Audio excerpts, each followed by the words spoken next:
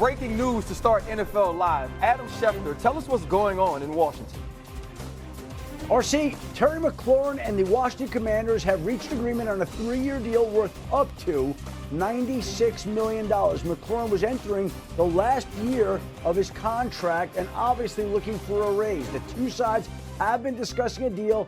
We are at August 25th. The season opens next week. The Commanders are busy getting ready for the regular season opener against the New York Giants. McLaurin hasn't practiced this summer, and if there were a time to get a deal done to keep alive his chances of playing in that regular season opener, this would be it. This morning, they reached agreement on a deal that will end his hold-in, allow him to get back on the practice field, and means he'll suit up week 1. Welcome to NFL Live. The voice you just heard and the face you just saw was Adam Schefter. I'm Ryan Clark, your host today. Phil Yates and Dan O sitting with me. Dan O, listen, I've been working with you this entire offseason, and you talked about how important it was to get Terry McLaurin signed, not only for the Commanders, but for the young quarterback, Jayden Daniels. What do you think of the deal? Massive, needed. You weren't a real contender in the division without Terry McLaurin. I also think just bring it to the football field. This offense without Terry McLaurin was playing in red zone spacing in the open field. Meaning when you play down in the red zone as an offense, everyone talks about how the field gets shrunk down. The defense only has to defend 20 yards of depth, 30 yards of depth. It would have been the case in the open field without Terry McLaurin like that. Teams would just have played so much closer to the line of scrimmage. Now with Terry back, you get the vertical presence of your offense back. The Jayden Daniels rookie season that we saw with so many of those magical throws downfield, not only the clutch ones, but that connection. It also allows Debo to live in Debo's role. It also allows the Luke McCaffrey to live in the Luke McCaffrey role. So the impact that he has on this football team and its ability to win games, I think is on par with the Jamar Chase and a Justin Jefferson because of the way that he allows that offense and specifically Jayden to push the ball downfield. One more football note. You said they were playing with red zone spacing right now. Now they can go back to normalcy, but in the red zone, he also was their best player by far last season. Last season, when Jayden Daniels targeted Terry McLaurin in the red zone, he was 12 of 14, 9 touchdowns. Wow. That's bonkers, silly video game numbers. On top of the football impact, I think we all know this, and I've talked about this throughout the offseason. He's on the short list, if not the most respected player in the entire locker room. This is the kind of guy that could one day win the NFL's Walter Payton Man of the Year award. That's the kind of respect that Terry McLaurin has around the league. It's not easy to deal with any contract negotiation. It's especially difficult when this is a guy who has been through so much and been sort of the exemplary part of the locker room. Obviously, Jayden Daniels' arrival has totally changed the trajectory of this franchise, but Terry McLaurin was the kind of player that did everything right during the most difficult times for Washington, RC. This was a must-do to get done. I'm glad they found some middle. Yeah, for me, it's about common sense prevailing, about understanding what Terry McLaurin means to this team, not only with his production and what we see on the field, but what he means to this team in the locker room, how he helped a young Jayden Daniels become the offensive rookie of the year. And the one thing you don't want is to have this team set back by not signing one of their best football players, but also one of their best people. And if you're the Washington Commanders, you're trying to figure out how to make back-to-back playoffs since the last time I won the 12-year-old Little League championship as a quarterback of the Terrytown 12-year-old Little League football championship. What position? Quarterback. I was the quarterback. Absolutely. A lot of options. Let's get to some more top stories with Shefty. Terry McLaurin, not the only person looking for a new deal. Tell us what's going on with Micah Parsons. Micah Parsons also would like a new deal, but he and the Cowboys have not discussed one in months. And once again, Micah Parsons not at practice again today. The Cowboys open their season a week from Thursday night, and it doesn't look like Parsons will be able to play. And if he does, he would be limited at best with the fact that the two sides have not been able to get a deal done, and Parsons hasn't practiced all summer. Meanwhile, the Bengals and Trey Hendrickson at least have some dialogue going. They recognize the time on the calendar it is. We'll see if the two sides can figure out a way to get a deal done. They've been trying to get a deal done for the better part of 2 off seasons and really 4 years. If you really look at it, no deal yet. We'll see if they could find a way. And just in to ESPN's NFL Live, the Houston Texans are not going to activate Joe Mixon by Tuesday's 4 p.m. Eastern deadline. He will be moved to the non-football injury active list. Well, basically, he cannot play the first 4 games of the season at least. Now, this has been a very mysterious injury. He essentially was on the non-football injury list, which means it was an ankle injury that wasn't related to something that he did on the football field. He will miss at least the first 4 games, and until somebody says something different, I think there are questions about when and if Joe Mixon will play again this season. This is absolutely huge news, not only for the Houston Texans as a team, but for third-year quarterback C.J. Stroud. Dan, how big is this news about Joe Mixon? Absolutely enormous. One of the best backs in football. This is an offense down in Houston that is, to your point, third-year C.J. Stroud, breaking in a new offensive coordinator, Nick Caley, and relatively 5 new offensive starters as a group together. So to not have the premier back attached to that is a big deal. Second of all, we've worked with him long enough. If Shedeur is saying something about the uncertainty of if post the 4 games, there's that makes me give a lot of hesitation to what Joe Mixon's future is like going to be after those 4 games. Yeah, and what scares me about this is Joe Mixon was so important to this team, the physicality that he played with, even on a team that wasn't great up front last year. And so now you're thinking about C.J. Stroud, who has all of these weapons on the outside. That play action game, to me, is going to be a huge part of his success. And I think it takes a big hit without having Joe Mixon on the field. You don't know if it's going to be 4 games or more, but for the hopes of DeMeco Ryans and his team, you definitely hope he's back sooner. That do win the game 19-17. Derek Carr questioned the Browns' decision to pull Sanders late in the 4th quarter. He tweeted, "I need to understand why we don't get to see Shedeur Sanders run this 2-minute drill. Wouldn't you want to see your young QB operate in this situation, get him more reps for the future? I didn't see the whole game, so maybe he already showed enough. Help me understand this." The questioning of Stefanski continued during his press conference availability on Sunday. Can you address this sort of persistent narrative that that you're trying to sabotage Shedeur Sanders, especially after yesterday and not putting him in for the 2-minute? Yeah, obviously, I don't concern myself with outside type of things. But I'm committed to his development, just like all of our rookies. So we'll continue to focus on getting our guys better. And that's what we'll stay committed to, and that's what's important to me. Dan, one thing that sticks out to me, he says, continue to focus on Shedeur's development and all of our rookies. One of those other rookies is Dillon Gabriel. What did you think about the way both of those guys were utilized in this game? Utilized, they were both given the opportunities that kind of where they were slotted when it comes to their draft selection, and probably their practices have warranted. I think what you saw was one with some bad habits and traits showing up, and then with good habits and traits. This is Shedeur in the fumble. The receiver in motion is going to get open at the top of his break. Ball's got to be out right now. That's NFL timing. That's NFL windows.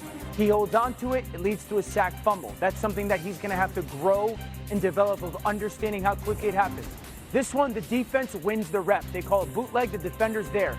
It's first down at the 48-yard line. Instead of throwing it away, we run for a 3-yard loss, and it becomes that 2nd and 12 and a half, 2nd and 13. Okay, now we're 2nd and 13. The ball should get out to the tight end. But now we're running around trying to dance, and again, it's a loss of yardage of 6 yards, and we're hurting the football team. This is Dillon Gabriel, 3rd and 10. The backer up top right near the hash is going to trigger. Look how quickly he plays. Sees that guy vacate. He wants to be in between those 2 second-level defenders with the ball placed in the tight end. He knows that the tight end's running that 10-yard hook route. Ball's out now. Receiver's not looking for it, guys.